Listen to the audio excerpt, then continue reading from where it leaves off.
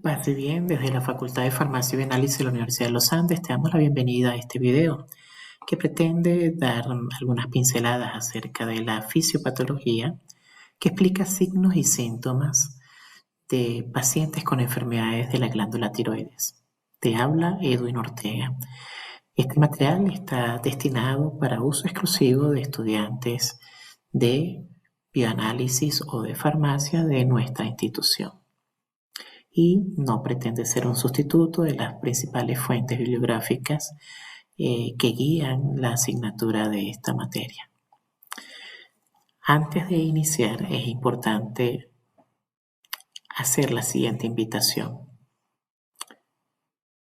Pausar en este caso este video, abrir el libro de Bord o mejor aún McAfee y con ellos hacer una revisión bibliográfica de aspectos básicos, tanto anatómicos, específicamente histológicos, como funcionales de la glándula tiroides y su relación con algunas otras estructuras de las cuales depende la secreción y efecto de las hormonas tiroideas.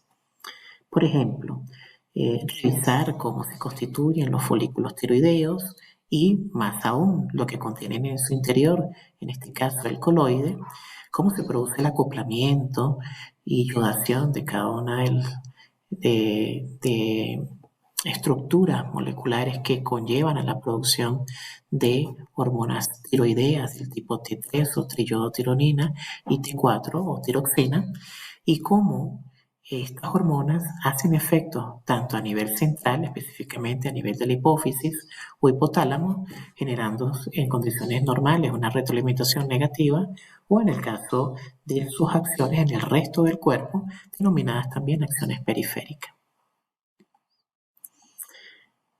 Muchísimas gracias por haber hecho la revisión y como habrás notado, es muy amplio el espectro de acciones que tiene la hormona tiroidea sobre el organismo. En especial, la hormona tiroidea a nivel periférico metaboliza a su forma T3 o triiodotironina, la cual a su vez tiene una acción a nivel de los receptores nucleares, una acción que permite o induce la diferenciación celular durante el desarrollo o incluso, con mayor frecuencia, ayuda a conservar la homeostasis tanto termogena, es decir, de la producción de calor en el cuerpo, como metabólica. Un ejemplo de ello es, por ejemplo, esta diapositiva en la cual se expresan o se registran las distintas acciones periféricas de T4 y T3. Por ejemplo, a nivel cardíaco, aumentan la expresión de receptores beta adrenérgicos y con esto también la sensibilidad de los mismos a la adrenalina. ¿Qué puede generar ello? Bueno, un aumento en la sensibilidad a la acción de la adrenalina y con ello un aumento en el cronotropismo y el hipnotropismo. Por ejemplo, en el caso de que aumenten las concentraciones séricas de hormonas tiroideas, se espera un incremento del cronotropismo o enotropismo y en el caso de que disminuya, un descenso en estas dos funciones cardíacas. Pero el corazón no es el único que se ve influenciado por la acción de estas hormonas. Por ejemplo, a nivel del tejido adiposo y de músculo tiene un efecto catabólico, como tal, estimulándose la degradación de las proteínas a nivel del músculo estriado esquelético y de la lipólisis a nivel del tejido adiposo. Por otro lado, por ejemplo, a nivel del sistema nervioso, tiene un rol fundamental en el desarrollo y diferenciación neuronal, sobre todo en la edad fetal y los primeros años de vida. Y sin duda, con mucha frecuencia, en las patologías vamos a ver que cambios en las hormonas tiroideas van a desencadenar cambios en el factor calorigeno del cuerpo, es decir, en la producción de calor, de tal manera que las hormonas tiroideas estimulan el metabolismo en general. Con ello se consume más energía y se produce o se libera también energía en forma de calor gracias a nuestra entropía natural, con lo cual se aumenta la tasa de producción de calor local a nivel sistémico. Eso quiere decir que si aumentamos las concentraciones de hormonas tiroideas, esperamos un incremento de la temperatura corporal y lo contrario, en el caso de que disminuyan las concentraciones séricas de tiroxina y triiodotironina. Ya entrando en detalle acerca de los trastornos tiroideos, es importante destacar que los mismos son clasificados por dos elementos. Uno, las concentraciones séricas de las hormonas tiroideas y en segundo lugar, en dónde se produce el daño, en dónde está el mecanismo patogénico fundamental. Por ejemplo, en el caso de que los cambios en las concentraciones séricas de hormonas tiroideas sean producto de una enfermedad a nivel de tiroides, serán denominados primarios. Por ejemplo, una disminución de las concentraciones séricas de tiroxina se denomina hipotiroidismo. Si ese hipotiroidismo ocurre por daño de la tiroides, lo denominaremos primario. Si ocurre a nivel daño o secundario a daños de la adenohipófisis, le llamaremos secundario. Y terciario en el caso de que sea el hipotálamo el que se encuentra afectado y produzca el descenso de las hormonas tiroideas. Lo mismo ocurriría en caso contrario, en el caso del aumento de las concentraciones de hormonas tiroideas. Entonces, primario, daño en tiroides. Secundario, daño en hipófisis. Terciario, daño en hipotálamo. Adicionalmente, como ya veníamos adelantando, los trastornos de la función tiroidea también se pueden clasificar desde el punto de vista bioquímico en tirotoxicosis e hipotiroidismo. Hipotiroidismo cuando las concentraciones séricas de hormonas tiroideas están por debajo de lo normal o por debajo del percentil 5, mientras que con la segunda desviación estándar. En el caso de tirotoxicosis nos encontramos con una población de pacientes que están por encima de la segunda desviación estándar, en exceso entonces de hormonas tiroideas. Y no se define directamente hipertiroidismo, sino tirotoxicosis.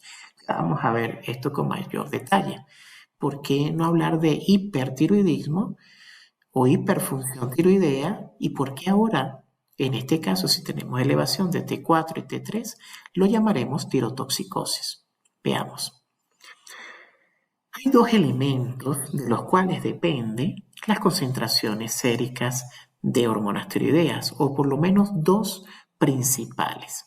El primero, en este caso, las células foliculares y en segundo lugar, el coloide. Cuando estamos en presencia de un hipertiroidismo o una tirotoxicosis, tendremos siempre una elevación de las hormonas tiroideas.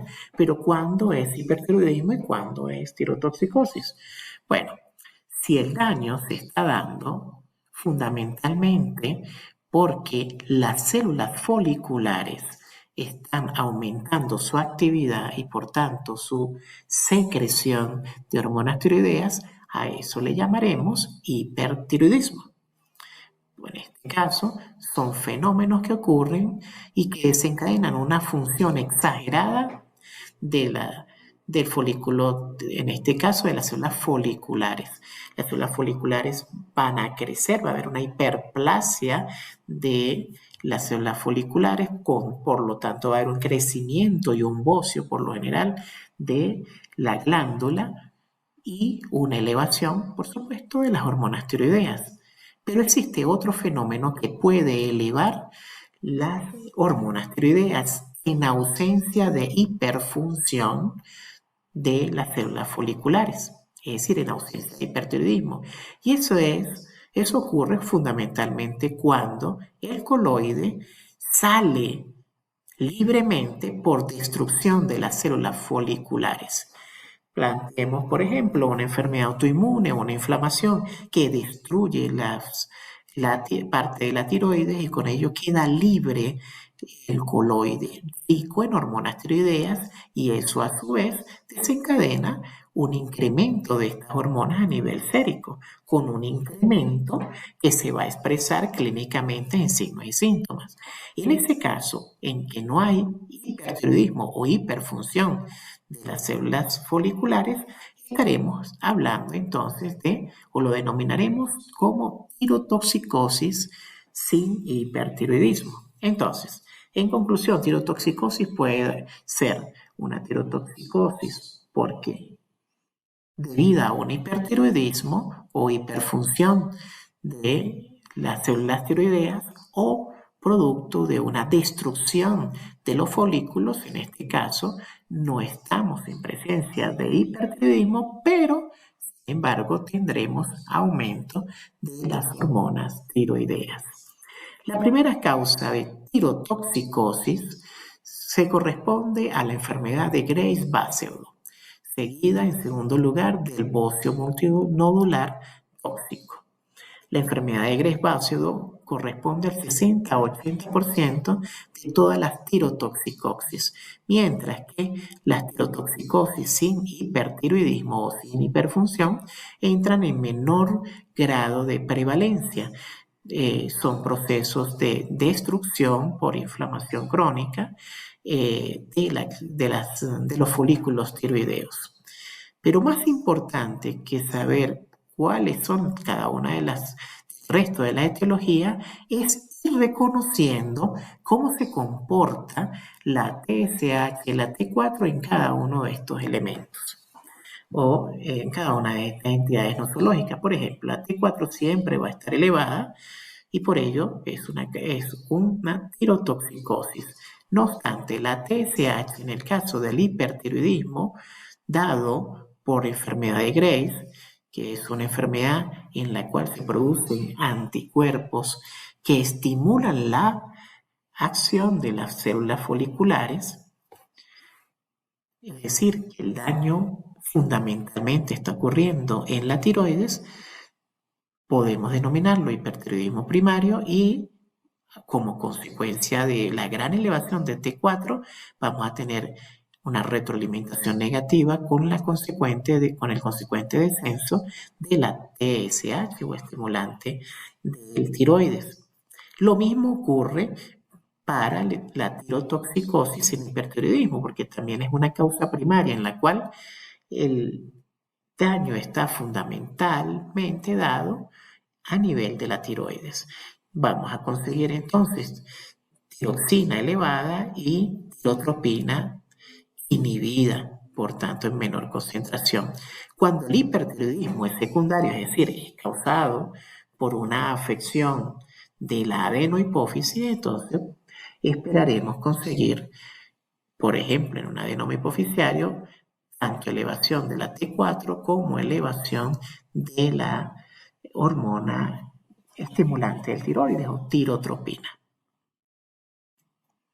A continuación te muestro unas gráficas en las cuales aparecen características propias del hipertiroidismo de Graves-Basedow, el cual corresponde a la enfermedad con mayor prevalencia que produce tirotoxicosis.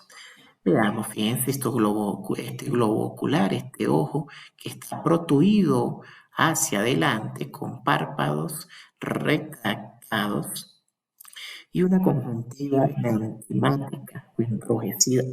Por otro lado, podemos apreciar las piernas de un paciente con una sobreelevación o un edema duro a nivel de la región pretibial.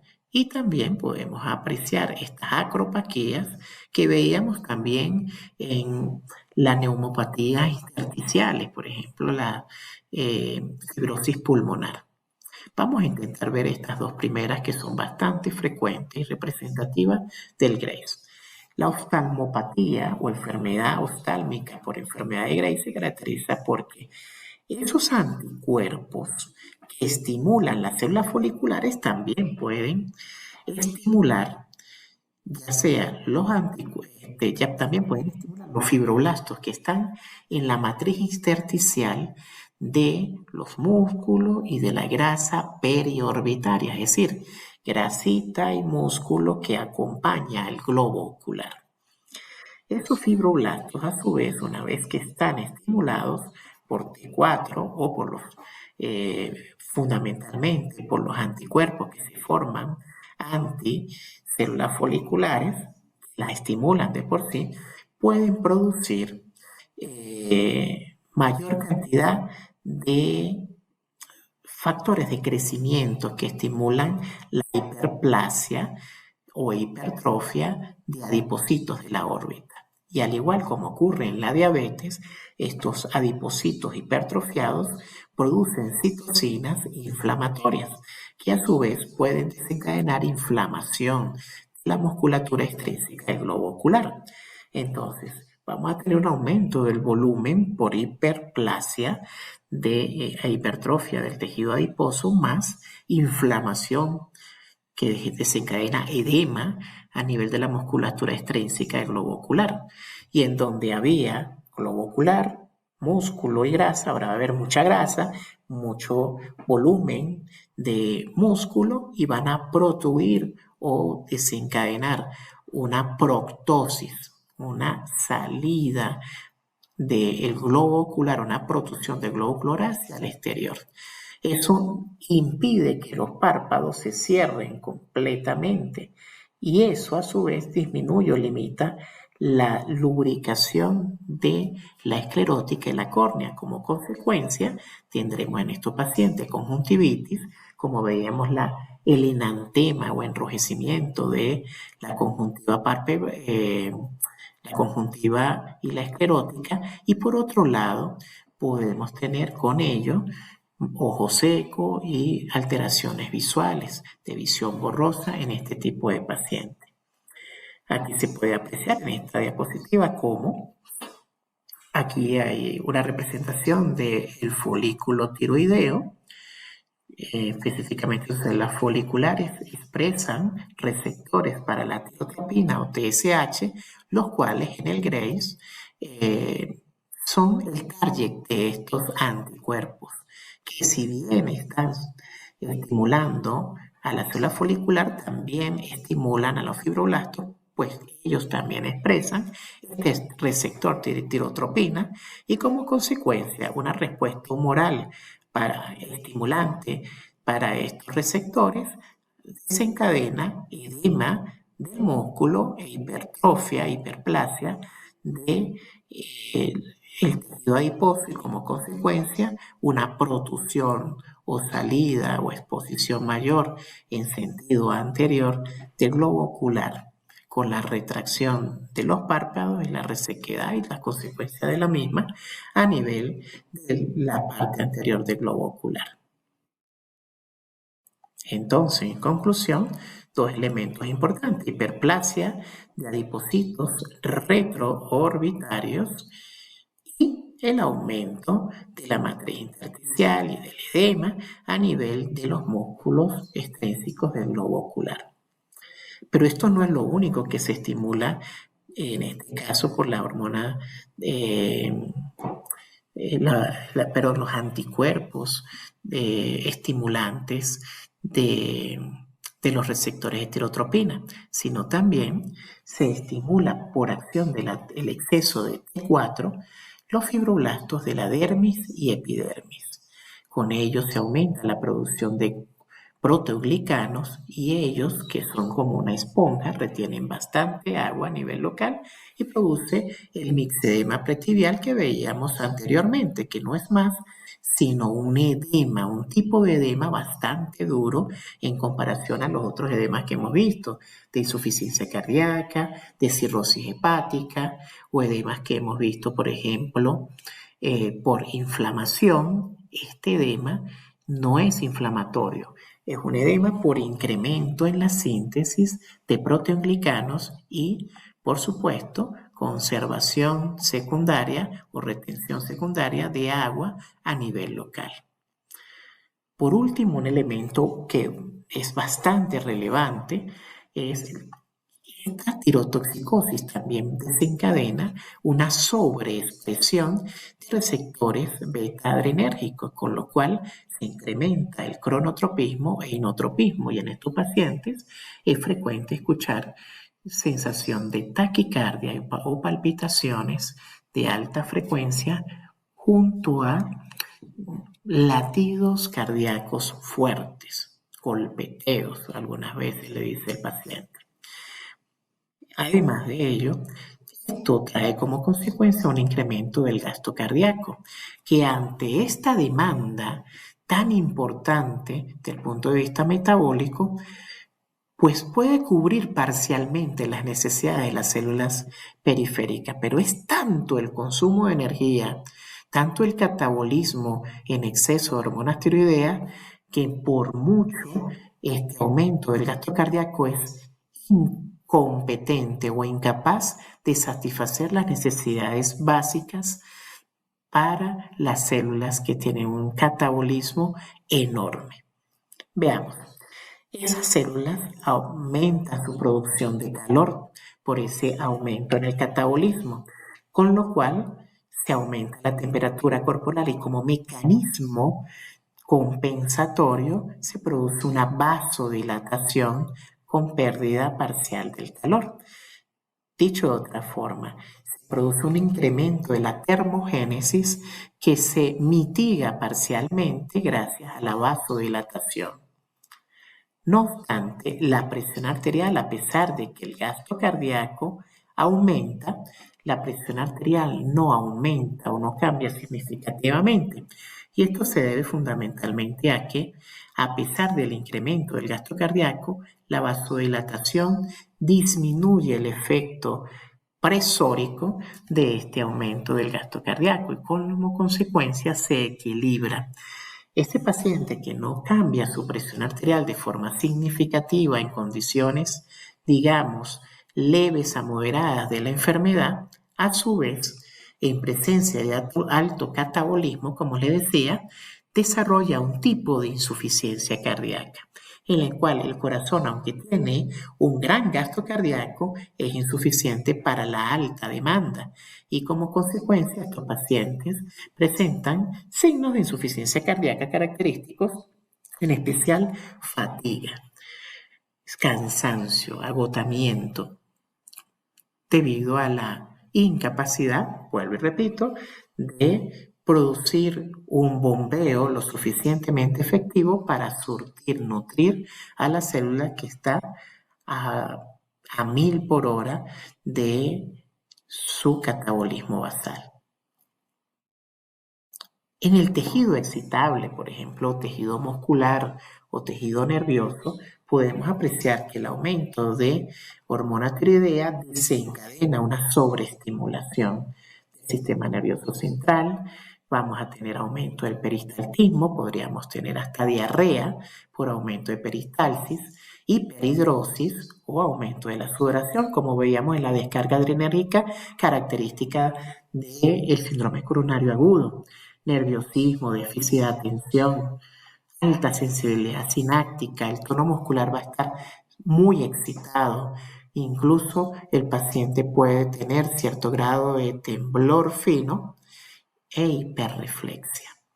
Todo esto a consecuencia no del incremento de los anticuerpos estimulantes del tiroides, sino en este caso como consecuencia del aumento de la T4 y en especial la T3. Ya estábamos adelantando esto hace rato, que ante un incremento de hormonas tiroideas se incrementa todo el catabolismo y con ello se produce más calor. Eso desencadena un descenso en el peso del paciente, un aumento del apetito y son pacientes que no toleran cargas adicionales de calor, ya están produciendo mucho calor y al exponerse a un ambiente externo caloroso, desencadena en ellos una mayor incomodidad ante el gran incremento de temperatura basal que ya tienen. Y esto sería, pues, una gráfica frecuente. El paciente con tirotoxicosis frecuentemente es mujer o con mayor frecuencia mujer, presenta entonces la oftalmopatía. También podemos denominarla esoftalmos. El cabello, producto del gran catabolismo, es fino, quebradizo, son pacientes nerviosos, con cierta labilidad emocional, sufren con frecuencia de insomnio. Estos anticuerpos estimulantes del tiroides estimulan entonces o llevan a una hiperplasia folicular y con eso crece la glándula, con lo cual podemos ver en muchos de ellos bocio, también sudoración, emaciamiento por proteólisis muscular, taquicardia, palpitaciones. Si hacemos un ecocardiograma o un estudio hemodinámico, vamos a ver un gran gasto cardíaco, pero sin embargo, con cierto grado de sensación de fatiga, producto a una relativa insuficiencia cardíaca, que se denomina insuficiencia cardíaca de alto gasto. Tremor o temblor fino, pueden haber trastornos de amenorrea u oligomenorrea y fenómenos de edema duro llamado mixedema pretibial. Aquí pues se engloban algunas otras características físicas y algunos otros signos que se dan fundamentalmente por incremento de T4, T3 o por acción de los anticuerpos estimulantes de tiroides. En este caso, estaríamos hablando de la oftalmopatía como una consecuencia directa de estos anticuerpos.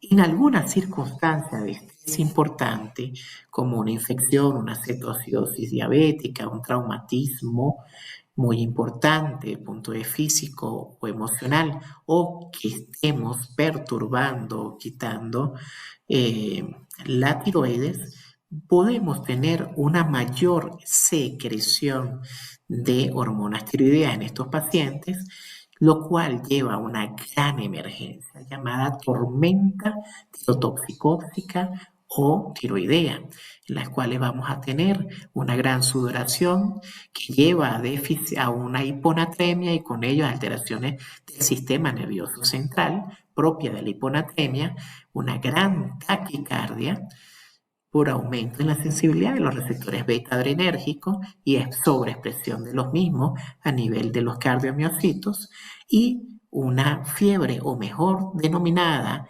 hipertermia súbita producto del aumento exagerado de calor o producción de calor a nivel de todas las células periféricas.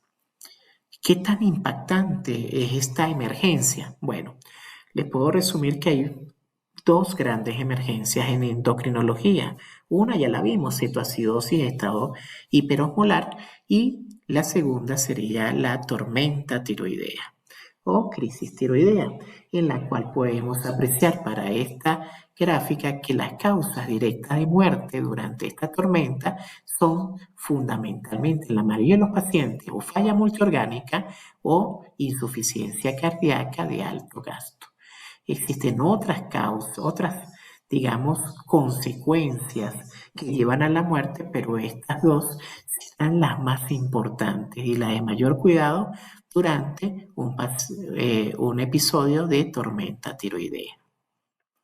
En el siguiente video vamos a atender ya no la tirotoxicosis, sino en este caso el hipotiroidismo. Gracias por tu atención y te espero en la segunda entrega para este tema de fisiopatología de las enfermedades de la tiroides.